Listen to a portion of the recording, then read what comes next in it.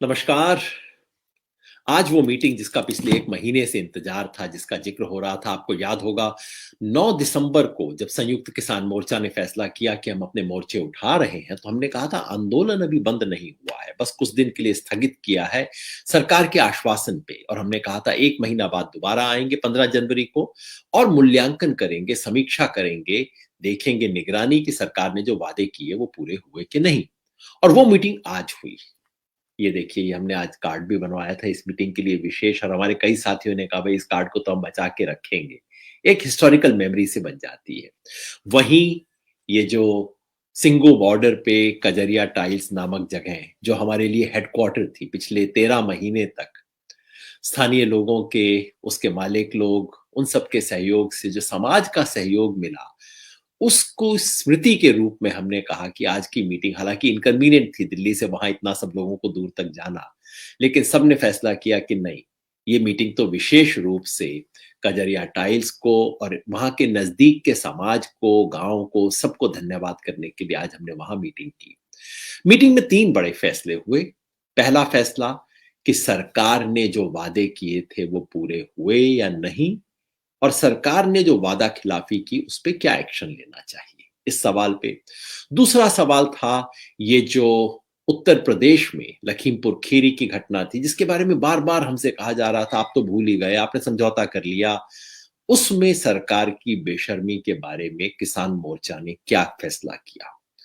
और तीसरा था सवाल, पंजाब में खास तौर पे हमारे कई संगठनों ने, साथियों ने जो चुनाव लड़ने का फैसला किया है, उस पे संयुक्त किसान मोर्चा कहाँ खड़ा है? ये 3 बड़े सवाल थे और मैं आपको जल्दी से इन तीनों पे संयुक्त किसान मोर्चा के आज जो निर्णय हुए वो बताऊंगा। पहला सवाल, आपको ध्यान होगा 9 तारीख को, 9 दिसंबर को जब संयुक्त किसान मोर्चा ने फैसला लिया था, यहीं सिंगू बॉर्डर पे कि हम 11 तारीख से अपने मोर्चे उठा रहे हैं। तो वो फैसला लेते वक्त हमारे पास सरकार की एक चिट्ठी थी। सरकार की चिट्ठी साइन की गई थी संजय अग्रवाल के द्वारा, जो कि यूनियन एग्रीकल्चर सेक्रेटरी है, तो भारत सरकार की तरफ से चिट्ठी थी। इस चिट्ठी में कई वायदे किए गए थे, कहा गया था, और उन वायदों की रोशनी में हमने कहा था ठीक है, आप ये वादे कर रहे हो, हम अपना मोर्चा उठा रहे हैं, लेकिन 1 महीने बाद आके देखेंगे कि आपके वादे कहाँ खड़े हैं। आज हमने उसकी समीक्षा की, वादे मैं आपको दिखा देता हूं। पहला वादा था, ये बिल्कुल शब्दशः मैं आपको पढ़ के बता रहा हूं। पॉइंट नंबर 1, एमएसपी पर माननीय प्रधानमंत्री, आप भी देख सकते हैं टेक्स्ट उसमें क्या लिखा था। माननीय प्रधानमंत्री जी स्वयं बाद में माननीय कृषि मंत्री जी ने कमेटी बनाने की घोषणा की है, जिस कमेटी में केंद्र सरकार, राज्य सरकार, किसान संगठनों के प्रतिनिधि, कृषि वैज्ञानिक सम्मिलित होंगे।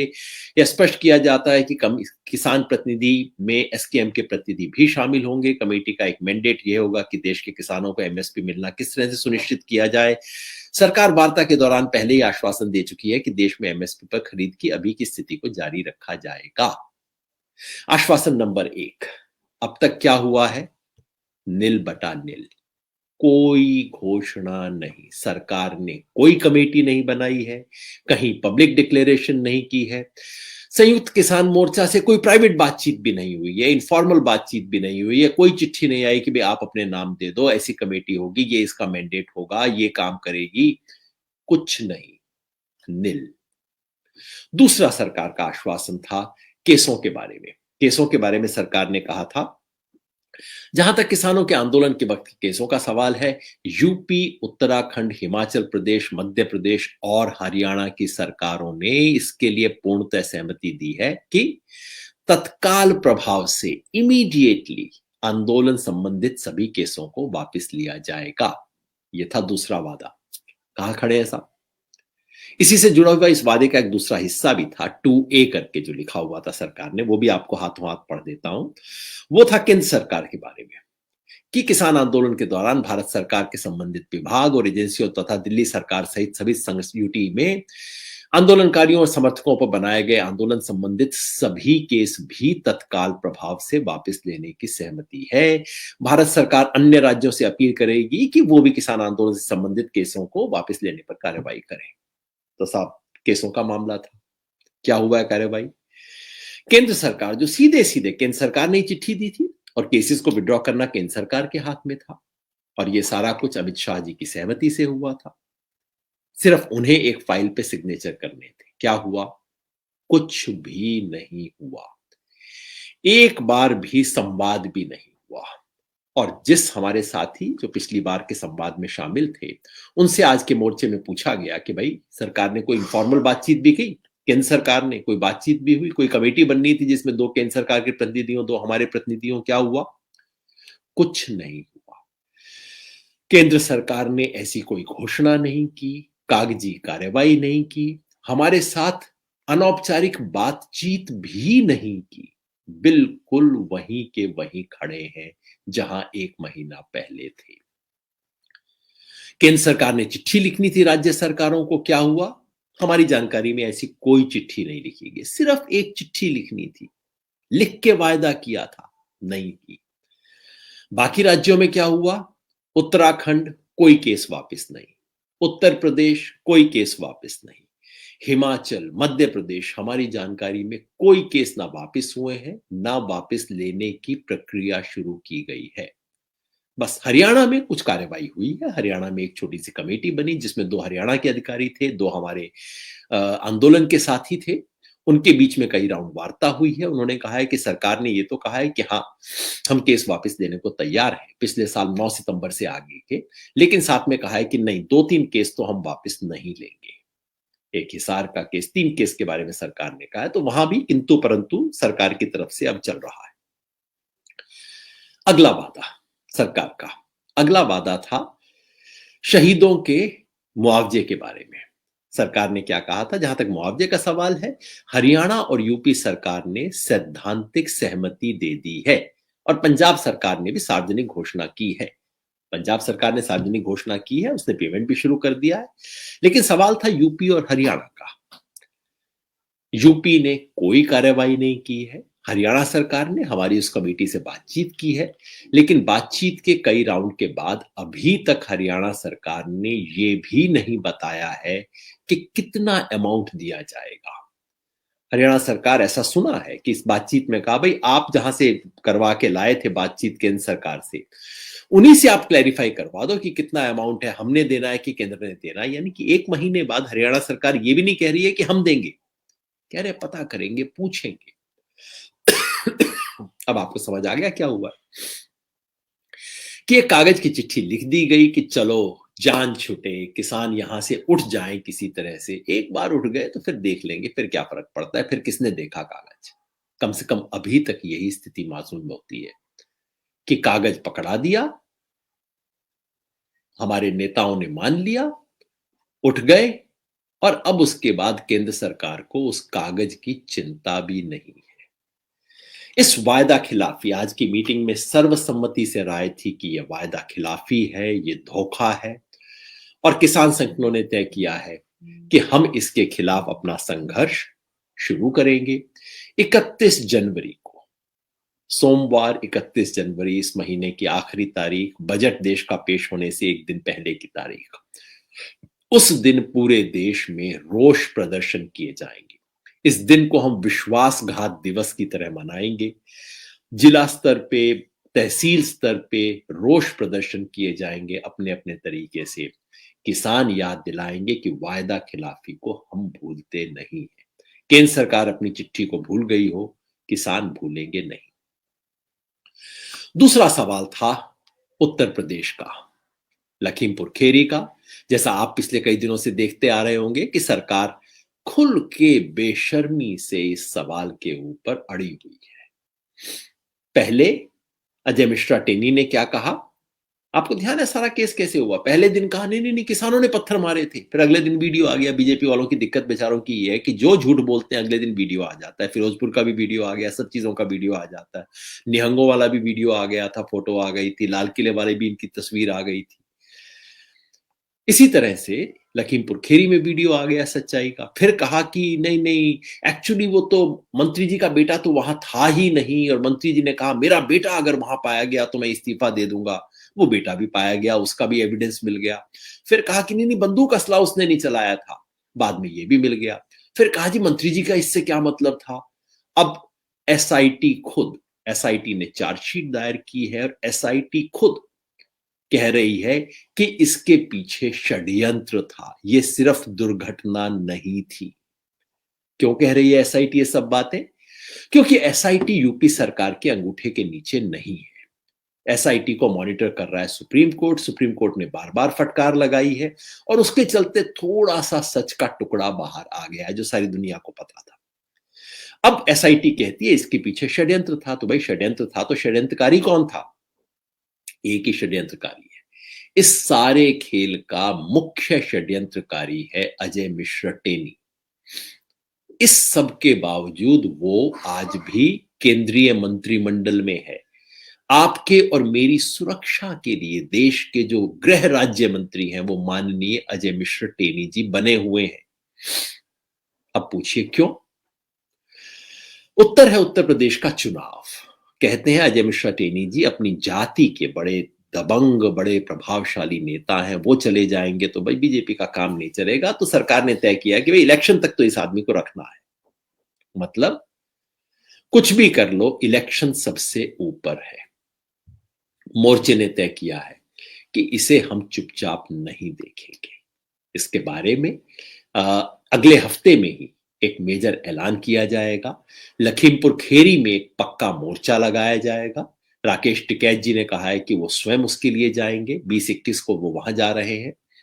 और इसके साथ ही साथ हमने ये भी स्पष्ट किया है कि मिशन उत्तर प्रदेश, जिसकी घोषणा हमने 4-5 महीने पहले की थी, मिशन उत्तर प्रदेश जारी रहेगा। ये अजय मिश्र टेनी का संदेश हम उत्तर प्रदेश के कोने कोने तक पहुंचाएंगे। आप समझते हो आप चुनाव में फायदा इससे उठाओगे?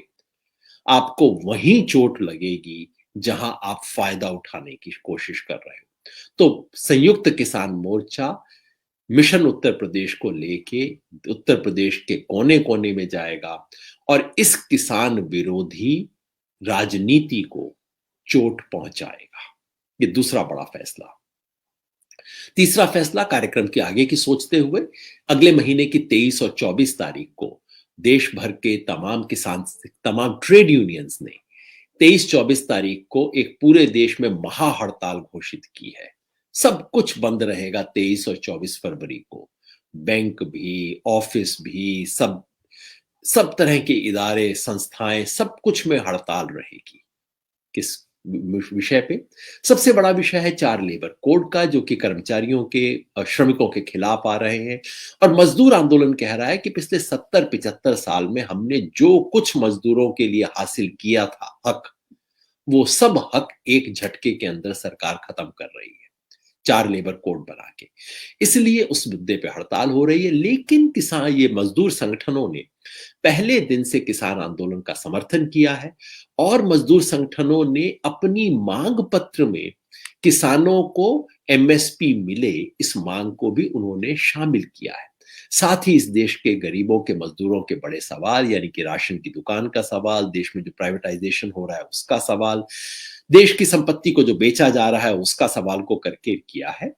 इसलिए संयुक्त किसान मोर्चा ने फैसला किया कि हम किसान संगठनों की इस बड़े मजदूर संगठनों के इस बड़े निर्णय में भागीदार रहेंगे। हम इसका समर्थन और सहयोग करेंगे ग्रामीण हड़ताल करके। बाकी इलाकों में मजदूर हड़ताल करेंगे और गांव में किसान हड़ताल करेंगे। तो पूरे देश में किसान मजदूर एकता का प्रतीक बनेगा 23 और 24 फरवरी। आखिरी फैसला, सबसे पेचीदा, सबसे मुश्किल और कई लोगों की निगाह में सबसे न्यूज़ी, जिसकी बड़ी पत्रकारों को तलाश थी कि भाई आपके साथी तो जाके चुनाव लड़ रहे हैं। साल भर से हम लोग कह रहे थे देखो कि ये सारा मोर्चा जो है ना, ये सब चुनाव लड़ने के लिए, और तो कोई मामला है ही नहीं। आप देखना, बस मोर्चा खत्म होगा और ये सारे लोग चुनाव लड़ेंगे। हमारे कई साथियों ने चुनाव लड़ने की घोषणा की है। एक संयुक्त समाज मोर्चा भी बना है। गुरनाम चढ़ूनी जी ने भी एक और पार्टी का अनाउंस किया है, पंजाब इलेक्शन में भाग ले रहे हैं। आज मोर्चे के सामने सवाल उठा, लंबी चर्चा हुई। मुझे अच्छा लगा कि जो साथी चुनाव में हिस्सा ले रहे हैं वो भी मीटिंग में आए, उनको भी अपनी बात रखने का पूरा अवसर दिया गया। दोनों पक्षों की बात धीरज से सुनी गई। सवाल ये नहीं था कि राजनीति होनी चाहिए कि नहीं, ये बार बार हम कह चुके हैं।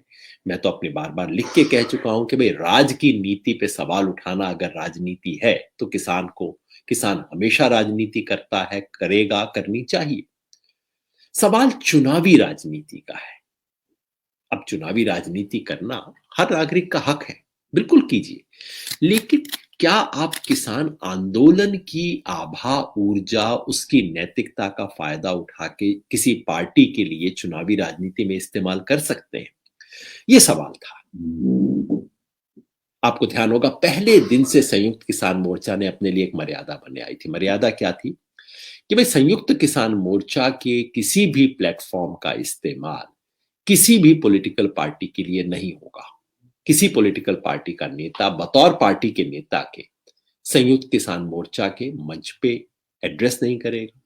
संयुक्त किसान मोर्चा के नाम का, उसके बैनर का इस्तेमाल किसी पॉलिटिकल पार्टी की एक्टिविटी के लिए नहीं किया जाएगा। तो भाई ये बात चुनाव पे भी लागू होनी चाहिए, क्योंकि अगर इस सब के बाद हमारे साथी दौड़ के चुनाव में शामिल हो जाते हैं तो लोगों को वही लगता है ना कि देखा यही होना था, हमने तो पहले ही कहा था जी, सारा मामला उसके लिए है। लेकिन पंजाब के बहुत संगठनों ने, आज काफी संगठनों ने आके अपनी स्थिति को स्पष्ट भी किया। पंजाब के जो 4-5 सबसे बड़े संगठन हैं, संख्या और अपने संगठन के लिहाज से, उन सब ने आज स्पष्ट किया कि नहीं, वो इसके हिस्सा नहीं है। भारतीय किसान यूनियन उग्राहा, जिसे कई सब लोग मानते हैं कि पंजाब का सबसे बड़ा किसान संगठन है, उसने स्पष्ट किया कि उसका चुनाव से कभी कोई लेना देना नहीं रहा है, वो नहीं रहेंगे। भारतीय किसान यूनियन एकता डकौंदा, बहुत बड़ा संगठन, उसने भी आज आके स्पष्ट किया कि वो भी इस चुनाव से अपने आप को बिल्कुल अलग रखेंगे। भारतीय किसान यूनियन सिद्धूपुर, डल्लेवाल जी का जो संगठन है, उसने पहले दिन से ही कहा है कि वो बिल्कुल चुनाव से बाहर है। भारतीय किसान ये कीर्ति किसान यूनियन पंजाब की, उसने भी स्पष्ट किया कि नहीं, हम भी चुनाव नहीं लड़ रहे। और क्रांतिकारी किसान यूनियन, उसने भी स्पष्ट किया, दर्शन पाल जी ने भी, कि वो नहीं है। तो यानी कि पंजाब के जो 4-5 सबसे बड़े संगठन हैं, वो सब इससे शामिल नहीं है। संख्या में 22 है या 17, इसके बारे में बहस थी, लेकिन कई संगठनों ने कहा है कि शामिल होंगे। तो सारी चर्चा के बाद चर्चा हुई, तर्क हुए, सब तरह की बात आई, लेकिन ये राय बनी कि भाई आप किसान संगठन होके, किसान संगठन के नाम से, किसान संगठन के बैनर से चुनावी राजनीति में किसी पार्टी की जीत पे सवार नहीं हो सकते। चुनाव किसान संगठन अलग है, पार्टी अलग है। जैसे कम्युनिस्ट पार्टियां हैं, पार्टी कम्युनिस्ट पार्टियों का ऑल इंडिया किसान सभा है। किसान सभा 1936 में बनी थी। कम्युनिस्ट पार्टियां तो उसके बाद, इस तरह की जो आज की कम्युनिस्ट पार्टियां हैं, वो तो उसके बाद बनने वाली है। लेकिन वो अपना अलग अलग काम कर रही है। किसान सभा बतौर किसान सभा कभी चुनाव नहीं लड़ती। तो किसी किसान संगठन की एक अपनी मर्यादा है। स्वराज इंडिया है, लेकिन जय किसान आंदोलन है। यहां मैं आपसे बात कर रहा हूं, जय किसान आंदोलन की हैसियत से बात कर रहा हूं। संयुक्त किसान मोर्चा में हिस्सा लेता हूं, जय किसान आंदोलन की हैसियत से हिस्सा लेता हूं। तो किसान संगठन अपने किसान संगठन के रूप में रहे, वो पार्टी का काम नहीं कर सकते। पार्टी पार्टी का काम करे, फिर वो किसान मंच का इस्तेमाल ना करें। इन दोनों के बीच में दायरा साफ रहे, ये आज का फैसला रहा कि पहले की तरह इस मर्यादा को हम चुनाव में भी रखेंगे कि चुनावी राजनीति में संयुक्त किसान मोर्चा के बैनर का, नाम का, मंच का इस्तेमाल नहीं होगा। और जिन संगठनों ने, जिन किसान संगठनों ने बतौर किसान संगठन ये घोषणा की है कि भाई हम पार्टी बना रहे हैं, इलेक्शन के अंदर जाएंगे, वो फिर संयुक्त किसान मोर्चा का हिस्सा नहीं रहेंगे। और जो नेता, जिन्होंने अपने संयुक्त किसान मोर्चा के बड़े नेता, जिन्होंने चुनाव के अंदर एक प्रमुख भूमिका अदा कर रहे हैं, खुल के ओपनली कर रहे हैं किसी पार्टी के फायदे के लिए, वो भी संयुक्त किसान मोर्चा का हिस्सा नहीं रहेंगे। ये बिल्कुल स्पष्ट निर्णय है। कई साथियों को कड़ा लग सकता है, कड़वा लग सकता है, लेकिन आंदोलन की अब तक की मर्यादा को बचाए रखने के लिए और आंदोलन की एकता को एक पुख्ता बुनियाद पे खड़ा रखने के लिए आज ये फैसला हुआ। कम से कम धुंध छटी।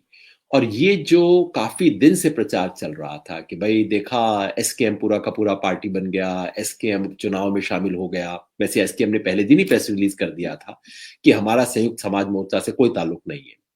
लेकिन आज इस स्पष्ट निर्णय से ये हुआ कि जो लोग इस वक्त चुनाव में हैं, हमारे कई वरिष्ठ नेता हैं, हमारे कई बहुत प्रिय नेता हैं, उन सब से हमने कहा है कि नहीं, आप बतौर किसान संगठन और बतौर किसान नेता सीधे चुनावी राजनीति में इस तरह का दखल नहीं कर सकते। आप कीजिए, लेकिन फिर आप संयुक्त किसान मोर्चा में नहीं रह सकते।